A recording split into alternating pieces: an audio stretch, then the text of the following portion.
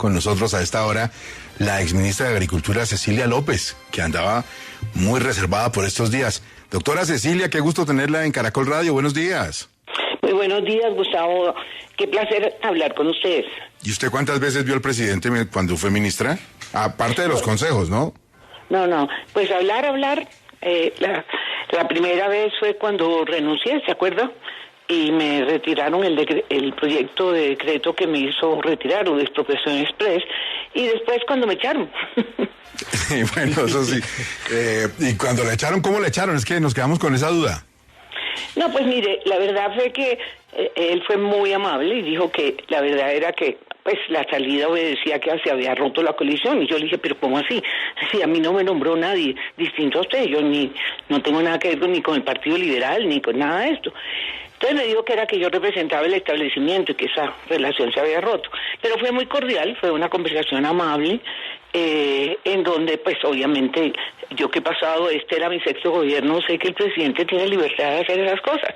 Así que esa conversación fue muy amable, como fue muy amable la otra que tuvimos cuando pues yo había dicho que renunciaba irrevocablemente si pasaban ese artículo al plan de desarrollo, y él me llamó y conversamos sobre las alternativas que yo veía para la reforma agraria, los 6 millones de hectáreas que teníamos listos, que no tenían que ver necesariamente con Fedegan, y que teníamos los mapas listos para proceder a hacer una negociación cordial con los ajustes que queríamos meter en el plan de desarrollo, que era una cosa mantenernos dentro de la normatividad vigente, pero acelerar el proceso de reforma agraria con esas tierras que habíamos identificado en las zonas de la costa y del Magdalena Medio.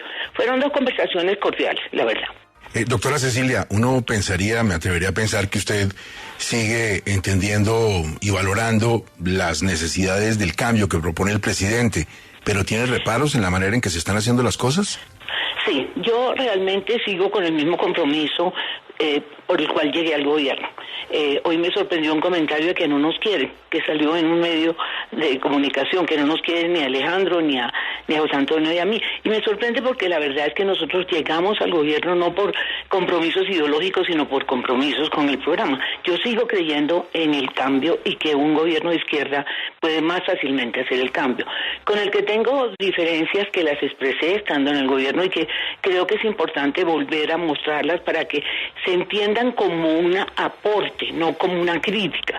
Es que nosotros no somos enemigos, nosotros no dejamos de ser petristas, nosotros somos exministros, no enemigos. Y yo creo que eso es muy importante que se entienda. Además, yo estoy convencida de que al país necesita el apoyo de la gente. No solamente es una responsabilidad del gobierno, sino es responsabilidad de todos los que tenemos alguna voz, o de todos los sectores que participan en el desarrollo del país, apoyar y decir dónde encuentran que es necesario hacer ajustes. Creo que eso es legítimo. Muchas veces en estas décadas hemos visto en esos gobiernos del establecimiento, como diría el presidente Petro, que se nombraba gente que no era eficiente o gente que no tenía la preparación. Pero curiosamente es lo que muchas veces estamos viendo con el presidente Petro. ¿Usted cree que en el círculo del presidente se prioriza la lealtad sobre la eficiencia? Sí, mire, yo creo que priorizan varias cosas. Primero, prioriza la gente que ha sido, que actúa en la sociedad moviendo ideas. Los activistas. Hay muchos activistas que tienen mucho mérito. Yo no niego los méritos de los activistas. Pero el problema fundamental que yo vi, inclusive estando dentro del gobierno, y que me sigue preocupando, es que en el Estado es necesario tener conocimiento de cuáles son los límites que existen, cómo se manejan las cosas dentro del Estado. Eso es fundamental, y ahí es donde yo creo que la experiencia que se tenga en administraciones anteriores es muy importante, porque es que si no se conocen esos límites se pueden cometer muchos errores que los paga. Mire, ¿quién paga finalmente lo que está pasando? ¿Qué está pasando? Primero, esta agresividad tan terrible, este clima en que estamos. ¿Sabe qué, Gustavo? ¿Por qué nos sugerimos que la paz total empiece por la sociedad colombiana? Ojalá. No solamente con los grupos al margen de la ley, sino dentro de nosotros. Hagamos la paz total. Y que paremos las agresividades de lado y lado. Eso es fundamental. Y lo otro es que valoremos la experiencia y no consideremos, no dividamos la sociedad entre enemigos, que son los no leales y los amigos que son los leales. La lealtad es muy importante, pero si no hay experiencia, el costo lo paga el país. Y lo pagan precisamente esos sectores que en este gobierno se quieren realmente sacar de esa marginalidad en que han estado. Doctora Cecilia, usted ha mencionado los límites, que le preocupan los límites. ¿Le preocupa a usted que este constante llamado a las calles del presidente Gustavo Petro pase esos límites y terminemos aquí, por mencionarlo, en una Asamblea Nacional Constituyente? No, mire, yo no creo que el presidente llegue a eso. Yo sigo pensando dos cosas del presidente. Primero, que es un hombre muy inteligente, que sí ha pensado el país durante décadas. Y en segundo lugar, que es demócrata. Lo que pasa es que yo siento que aquí ha habido pecados de lado y lado. Yo creo que al establecimiento, para llamarlo de alguna manera, y se los he dicho, se les fue la mano desde el principio, porque no le dieron a este gobierno ni el beneficio de la duda y no pensaron que eso iba a llevar al presidente a posiciones mucho más radicales, que es lo que ha pasado. Y yo creo que allí faltó un poco más de generosidad en el establecimiento. Y hoy tenemos un presidente muy radicalizado. Y por otro lado, es muy importante que el presidente entienda que esa radicalización, que esa polarización, a quien más le hace daño es a su proyecto político. Porque mire todas las dificultades que están teniendo. Es decir, el diálogo es muy importante que permita que fluyan esas ideas que no son fáciles. Hacer un cambio, empezar un cambio, yo siempre lo dije estando en el gobierno, lo dije con la reforma agraria, no se aceleren. Lo más importante es hacerlo bien, porque una reforma agraria no se hace en 4 años, y menos en un país como este. Pero hagamos lo poco o lo mucho que hagamos, hagámoslo muy bien. Pero para eso se necesita un ambiente cordial, y aquí lo que tenemos es un presidente en una posición radical y una oposición también radical. ¿Dónde está el país? ¿Dónde estamos pensando en que necesitamos hacer la paz total? Esa sería mi sugerencia. Hagamos la paz, hagamos una tregua. Pero esto que vimos, por ejemplo, entre los políticos en la convención bancaria, en esa reunión en donde estaban discutiendo, es deplorable, que todo el mundo matándose. Así perdemos todos. Exministra, usted fue una de las personas que posiblemente más advirtió sobre los riesgos de eso, que me parece que fuimos más los medios que otra cosa, titulamos como la expropiación express, que justo ocurrió más o menos en los meses o en los días en los que usted estaba saliendo del gobierno. El gobierno reaccionó de manera muy categórica para decir que nada de eso existía. ¿A usted le parece que ese temor de muchos quedó resuelto o a usted le sigue preocupando? Pues mire, yo creo que quedó resuelto, porque para que quede claro, ese artículo que me lo trataron de pasar por debajo de mi autoridad, cuando Laura llegó de la mano con Gerardo y me dijo que el presidente era el que había impulsado ese proyecto de decreto de artículo para estar en el plan, de que implicaba una expropiación express, violando muchas limitaciones que tiene la sociedad. Ese artículo el presidente lo mandó retirar, y por eso yo no me fui en ese momento. Lo que me queda de molestia es porque no me aceptaron la renuncia ahí, sino me la aceptaron 20 días después, por la misma razón, yo creo. Pero ahí no quedó incluido. Después, al día siguiente de mi salida, que yo me fui para Estados Unidos porque no quería entrar en controversia con nadie, me fui 2 semanas, cuando al día siguiente la ministra y Gerardo Vega fueron al Congreso a tratar de meterlo, y eso se coló, y la verdad fue que hasta donde yo tengo conocimiento, eso nunca entró en el plan de desarrollo. No sé ahora qué va a pasar, pero nunca formó parte de esos artículos. Lo que quedó fue el artículo que yo combiné con el presidente después de mi primera renuncia, que no me la aceptó, donde quedamos en agilizar muchos elementos para poder hacer una reforma agraria un poco más acelerada, sin violar normas, sino simplemente reduciendo tiempos para poder negociar tierra de los narcotraficantes, poder agilizar procesos, pero dentro de la normatividad. Entonces creo que a menos que haya un cambio, que vuelvan a meter ese artículo o que pase algo, yo no veo que haya posibilidad de revivir el tema así. Estamos hablando si usted acaba de llegar a la sintonía de 6 AM, estamos hablando con la exministra de Agricultura, Cecilia López, una charla franca, una charla directa, una charla que debería escuchar el presidente Petro por el bien de todos los colombianos. Vanessa, ¿la escucha la exministra López? Doctora López, yo quisiera saber si usted, viendo este momento del gobierno, cómo está, lo que está ocurriendo, toda la polémica, la fiscalía, el coronel que se suicidó, que matan, todo esto que está ocurriendo, ¿usted siente un fresquito de no estar en el gobierno o le gustaría estar? No, mire, la verdad es que, para serle muy franca, estoy muy bien como estoy. Créame que yo estaba en una carrera contra el tiempo, atacando en 1000 frentes, y me frenaron en seco. Obviamente eso me produjo pues una sensación de que tenía que irme, tenía que tomarme un tiempo, tenía que analizarlo para revivir lo que yo quiero hacer. Ya estoy al frente de mi centro de pensamiento, estoy a punto de sacar 2 libros que estaban pendientes cuando me nombraron. Quiero hacer un análisis de que sí se puede hacer una reforma agraria sin entrar a expropiación, un análisis sobre desarrollo sostenible, etcétera. Ahí estoy tratando de trabajar en eso. Y además, una cosa que me ha pasado es que tengo una gran demanda de participar en eventos internacionales. Entre ellas me invitaron a ser conferencista en la reunión de los economistas de Francia en el sur del país. En todo caso, eso me ha dado un nuevo espacio, pero eso no me quita la responsabilidad de tratar de ayudar. Yo lo que quiero es ayudar, y yo quiero insistir, los que estamos en el gobierno, que no éramos del pacto histórico, no somos enemigos, somos exfuncionarios, pero somos gente con carrera que sabemos que conocemos el país, y yo sí veo aquí, primero, que esta situación tan difícil la resuelvan las instancias que tocan. Es la justicia la que tiene que decir si se cometieron o no se cometieron. Yo sobre eso me niego a pronunciarme. Ojalá esto se aclare rápido. Eso es lo que me parece.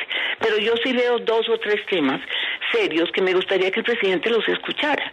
Sí, por ejemplo, me parece muy importante que el presidente le diga a los nuevos ministros que su llegada no es la iniciación del gobierno, como se lo vi a un funcionario del actual gobierno. ¿Cómo así? O sea, los 8 meses en que estuvimos se perdieron, o sea, no hicimos nada, si nos matamos trabajando, y desconocer eso es un absurdo. Miren lo que ha pasado, por ejemplo, con los derechos de los campesinos y con la jurisdicción agraria. Eso lo empezamos nosotros, ¿sí? Alfonso Prado y yo, con todos los parlamentarios, negociamos eso durísimo, y gracias a eso hoy la ministra puede reconocer con toda la razón que eso es un éxito de grande del gobierno.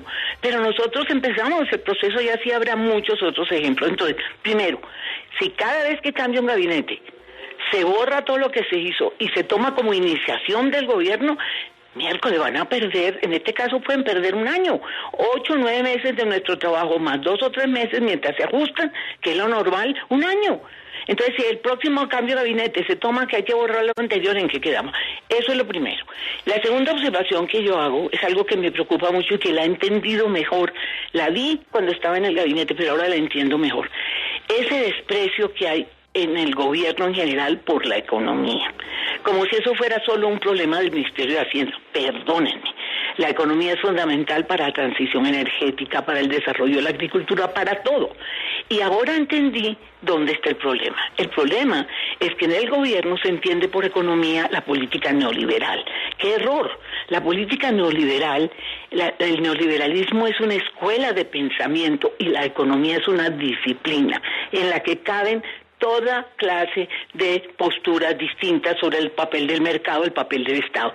Pero confundir la economía con el neoliberalismo, que además es injusto que nos llamen neoliberales, les recomiendo al gobierno que se lean el libro sobre neoliberalismo que publicó Los Andes y que hoy se reconoce como una de las obras más importantes de política. Mejor dicho, usted no ve claro el modelo económico del gobierno, es lo que quiere decir. No, yo creo que el ministro de Hacienda está manejando la economía bien. Mi problema es que hay un desprecio por el resto del gabinete sobre la economía. Y es porque la asimilan al neoliberalismo.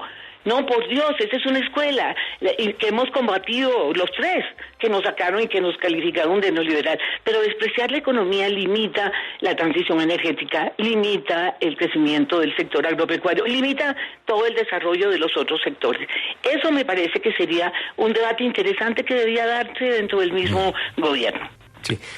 Ministra, ¿en qué se le parece y en qué se diferencia la crisis eventualmente gubernamental que tiene el doctor Petro con la que tuvo en su momento, y le pregunto porque usted hizo parte, por supuesto, parte ilustre del gobierno Samper, con la crisis que en ese momento afrontó el gobierno de Ernesto Samper Pizano? Mire, yo fui tal vez de los pocos funcionarios que estuve los 4 años. Muchos salieron corriendo, ¿sí? Antes. Yo estuve los 4 años y terminé de director de planeación, que fue durísimo, porque cuando la gente dice que ahí no se gobernó, me da pena. Yo todos los lunes, martes, miércoles, jueves y viernes estaba con el presidente desde las 6 de la tarde hasta la medianoche con cada uno de los ministros y de los sectores importantes discutiendo problemas. ¿En qué se diferencia? Bueno, yo creo que se diferencia en que el gabinete en ese momento era muy sólido.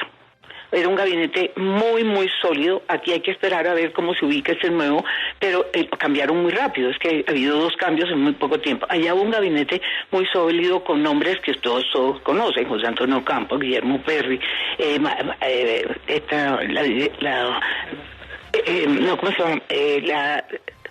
La directora, la que fue Mariana Mejía. Bueno, era un gabinete sólido que duró mucho tiempo. Eso ayudó mucho porque eso rodeó al presidente.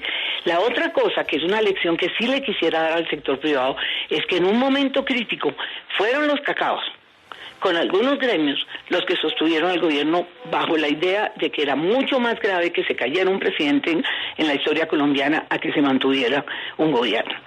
Eso es un llamado para el sector privado. El costo de seguir atacando al gobierno y no buscar canales de comunicación es inmenso para el país, y en eso se salvó la institucionalidad. Sí, que hubiera sido preferible que las cosas se aclararan. Yo siempre pensé que si el presidente Samper hubiera reconocido al principio que pasó esto con Fernando Botero, todo lo que usted quiera, yo no quiero entrar a juzgar, seguramente el país lo hubiera apoyado y hubiera sido más fácil. Pero aquí hubo un esfuerzo que lo ayudó mucho, el tipo de gabinete que se tenía y la actitud final del sector privado. Esas son 2 lecciones que me parece que son interesantes, porque yo estoy totalmente de acuerdo que el gobierno hay que rodearlo y que el gobierno tiene que entender que tiene que establecer canales, porque este país no se puede dar el lujo, ni siquiera que se caiga un presidente. En Colombia no se cae, sino que hay esta guerra. Así no hay forma de que el país avance ni que el plan del presidente se pueda ejecutar. Exministra, usted siempre fue muy pragmática. Usted dijo, si es con Fedegan, yo me siento con Fedegan, con ellos es que vamos a hablar del tema de las tierras, si me tengo que reunir con este, me reúno con este.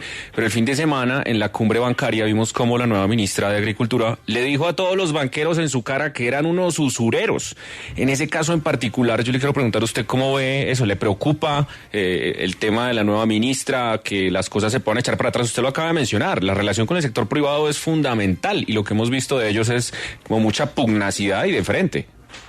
Pues mire, usted comprenderá que yo respeto mucho a la ministra de Agricultura, no quiero entrar en confrontación, pero yo sí creo que esto de insultarse mutuamente, y es que eso es un delito, es que la usura es un delito. Yo creo que lo que le contestó el presidente de Bancolombia a los periodistas fue brillante.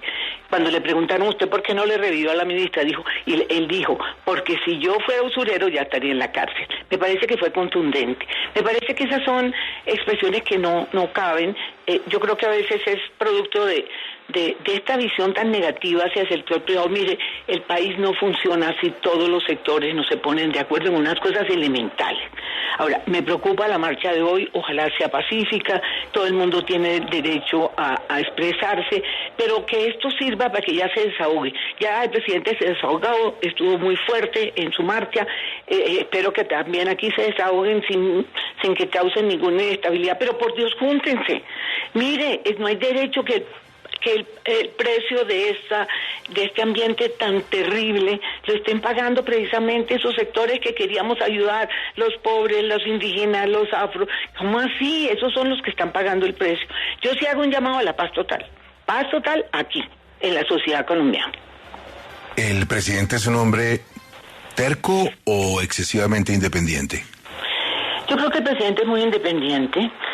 Yo creo, y vuelvo a lo que dije al principio, creo que el sector privado, la derecha colombiana se equivocó al principio de gobierno, no dándole al presidente un espacio, siendo muy negativo desde el principio, porque se subestimó la capacidad que él tiene de reaccionar como está reaccionando, de volverse muy duro, ¿sí? Y necesitamos a un Petro mucho más conciliador como lo tuvimos al principio. Por eso yo sinceramente no me veo ahorita en el gobierno, pero antes, porque así no tuviéramos acuerdos con el presidente, que lo hemos tenido en todos los gobiernos, inclusive cuando yo era viceministra tenía acuerdos con el presidente de Tancur, ¿sí? Entonces yo no entiendo por qué nadie le dijo al presidente que eso era una práctica, es de su personalidad también, y siempre fue a través de Laura. Pero yo creo que el presidente en este momento, si cede el sector privado, si abre el espacio del diálogo, que yo creo que es fundamental, el presidente debe abrir también el espacio del diálogo y sus ministros. Esto de estar peleando de esta manera, ofendiéndose mutuamente, tanto el sector privado como el gobierno, eso nos está haciendo un daño espantoso. Todo el mundo anda hoy con los pelos de punta. ¿Sabe qué siento, Gustavo? Que se está parando el país. Y se lo digo yo desde mi centro de pensamiento, porque estoy dedicada al CISOE, estoy tratando de sacar los libros, estoy respondiendo a demandas internacionales de mi participación, pero quiero empezar a escribir sobre esto y siento al país parado. Eso no le sirve a nadie, ni al sector privado ni al gobierno. Entonces yo sí hago un llamado. Yo creo que el presidente es un demócrata. Yo creo que él, cuando sienta que el sector privado cede, abre un espacio, se desahoga en esta marcha, pero en la marcha dice que está dispuesto a que esta situación cambie, yo creo que el presidente lo va a hacer. Él tiene que salvar su proyecto político, lo tiene que salvar. Y los ministros, muchos de ellos que están como embelesados con que esto es a las malas. No, esto no es a las malas. Yo que he estado en 6 gobiernos, sé que esto no es a las malas, esto es con acuerdos. Y esa es mi invitación. Y creo que en eso no se pueden equivocar los nuevos ministros. Y muchos funcionarios, alguno de ellos llegó a decir, ahora empezó el gobierno. Por Dios, el gobierno empezó el 7 de agosto del año pasado. Doctora Cecilia López, faltaba más. Yo no quiero generar un mal comentario de ella porque me parece que es una persona que se dedicó, que trabajó, que se esforzó. Laura Sarabia, pero cree que tal vez la inexperiencia de ella y la forma de tratar las cosas dentro de Palacio hicieron que se acentuaran estos problemas del gobierno. Mire, a mí Laura siempre me sorprendió. Me sorprendió que siendo tan joven fuera tan hábil y tan leal al presidente. Eso sí era clarísimo. Y era la voz, las manos, todo el presidente. Yo creo que allí hubo una falta de reconocimiento de cuáles son de la necesidad de conocer los límites que existen en una democracia. Yo creo que la falta de conocimiento de cómo funciona el Estado fue lo que llevó a algunos comportamientos. Yo me di cuenta de su desconocimiento del Estado por algunas cosas que me dijo, y cuando yo se las frenaba, yo sentí que las entendía. Yo espero que sí. Eso me demostró que es que mire, estar en el gobierno, todos hemos cometido errores, pero una cosa es cometer error cuando uno está en el 4º nivel, por allá abajo, que todos lo cometimos. Yo me acuerdo cuando a mí me nombraron directora del FONADE, la primera entrevista que hice fue un desastre. Me tocó llamar al periodista y llorarla para que no la publicara. Uno comete errores, pero cuando uno está en niveles bajos, uno aprende los errores sin que tengan implicaciones grandes. Lo grave es estar en semejante nivel de poder y cometer errores. No conocer dónde están los límites. A mí siempre me pareció que era una persona muy capaz, muy hábil, muy entregada al presidente, muy hábil porque se la pasaba chateando y sin embargo sabía lo que estaba pasando. Y yo decía, ¿cómo hará? ¿Cómo hará? Porque era la única que tenía acceso a un celular, a todos los demás nos quitaban todo. A ella no. Y yo decía, ¿cómo hace esta niñita para estar chateando y al mismo tiempo pues participar en todo? Pero obviamente la falta de experiencia, que yo no creo que fuera en el fondo ni culpa de ella. Yo creo que el presidente subestimó lo grave que es no tener experiencia en el Estado. Pero ya será la justicia la que decidirá y ojalá todo salga bien. Exministra, una de las cosas que en su momento se ventiló es que usted tenía una preocupación por su seguridad. ¿Es cierto que fue alguien de presidencia misma quien le advirtió que las cosas podían ponerse feas para usted? ¿Cómo fue esa historia? Pues mire, yo me fui porque apenas vi que a quien nombraban, yo tenía chat de ese sector que llegó al ministerio en donde había una crítica muy dura contra mí y amenazas. Entonces ya me di cuenta, dije, no, ¿yo qué hago aquí? Yo me voy. Pero la cosa y me fui, estuve tranquila, estuve con mi hijo, con mis nietos, en fin. Pero cuando regresé, sí encontré cosas muy preocupantes. Apenas me bajé del avión, no tenía seguridad. En segundo lugar, cuando llegué a mi oficina, una persona del Pacto Histórico, una persona muy seria, muy reconocida, me dijo, por favor, vete que aquí hay peligros serios para ti. Y al día siguiente, a las 7 de la mañana, me llamó una persona del gobierno, de presidencia, a decirme, por favor, Cecilia, váyase, que hay peligro. Inmediatamente yo quedé estupefacta, dije, ¿yo qué hice? Si yo lo único que hice fue trabajar, ¿qué pasó aquí? Pues me di cuenta después que era serio, porque hoy tengo más seguridad que la que tenía cuando era ministra. Seguramente no me durará más de un mes, espero que ya eso se resuelva, pero en la Fiscalía inmediatamente abrió una investigación, me dijeron que era serio, me tienen todavía muy restringida, voy oficina a casa, muy guardada afortunadamente, como le digo, muy protegida, pero yo no tengo, lo que yo sé es que a mí me han dicho que sí, las amenazas eran ciertas, vienen de grupos muy extremistas, y así lo consideraron quienes saben de eso. Para mí ha sido una sorpresa y me produjo mucho malestar, pero ya lo asimilé, estoy suficientemente protegida, estoy tomando no me dejan ni a pie a mi oficina que queda a 2 cuadras. Yo estoy siguiendo eso, espero que 3 meses es lo normal que a uno le dan seguridad, obviamente no tan reforzada como la que tengo cuando uno sale del ministerio, 3 o 6 meses, según la inseguridad que se detecte. Pero sí ha sido algo que, como le digo, ya lo asimilé, pero me costó entender por qué. ¿Por qué? Porque si es que si uno no es del pacto histórico, no es enemigo de Petro. Por Dios, métanse eso en la cabeza. Al contrario, tanto José Antonio como el ministro de Educación como yo, si nos metimos por un compromiso no ideológico, sino con su proyecto. Y yo creo que ese compromiso sí ha sido nuestra historia de vida, buscar por cambios de fondo. Luego que no nos vean como enemigos. Pero hoy, al mirar esta nota en la prensa, veo que claramente nos identifican como los que no nos quieren. En fin, asimilaremos eso, pero seguiremos trabajando y ojalá el presidente escuche muchas de las cosas que desde fuera ya vemos, pero que entienda que seguimos comprometidos con el cambio. Mire, exministra, yo creo que ha sido una charla de lo más valioso que podemos ofrecerles a los oyentes de Caracol Radio para el país, para el futuro de nosotros, de nuestros hijos, de nuestras familias. Ojalá el presidente escuche. Usted está fuera del gobierno, ya no es ministra, pero es una voz muy acertada que ojalá llegue a los oídos del presidente y además con todo el respeto lo ha hecho, con todo el cariño, con todo el aprecio por la idea del presidente de cambio, pero desde una perspectiva de algo que muchas veces le falta al presidente, la de la experiencia, de rodearse con personas de gran experiencia. Doctora Cecilia López, muchísimas gracias y estamos pendientes de su centro de pensamiento y de sus libros, ¿oyó? Claro que sí, Gustavo, y ha sido un gran placer. Siempre estaré lista para conversar con ustedes. Un abrazo.